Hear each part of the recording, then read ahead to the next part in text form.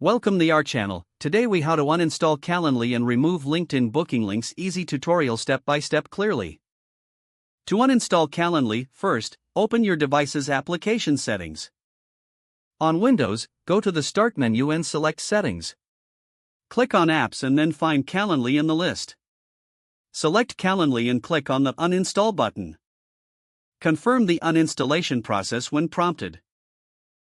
For Mac users, open Finder and go to the Applications folder. Locate the Calendly app. Drag it to the trash or right-click and select Move to Trash. Now, to remove LinkedIn booking links, first, sign in to your LinkedIn account. Click on the Me icon at the top right corner. Select View Profile from the drop-down menu. Scroll down to the Contact Info section and click on the pencil icon to edit. In the pop-up window, find the Calendly link under Websites or Booking Links. Remove the link by clicking the X or deleting it. Save changes by clicking the Save button. Your LinkedIn profile will no longer have the Calendly booking link. You have successfully uninstalled Calendly and removed LinkedIn booking links. If the page does not load, refresh the browser or try again in a private or incognito window. Make sure you are using the correct email address, then retype it carefully to avoid small typos. If your password is not accepted, use the reset option and create a new strong password you can remember. Check your spam folder for verification or security emails, then complete any requested confirmation steps. Enable two-factor authentication if available to improve account security and reduce unauthorized access risk.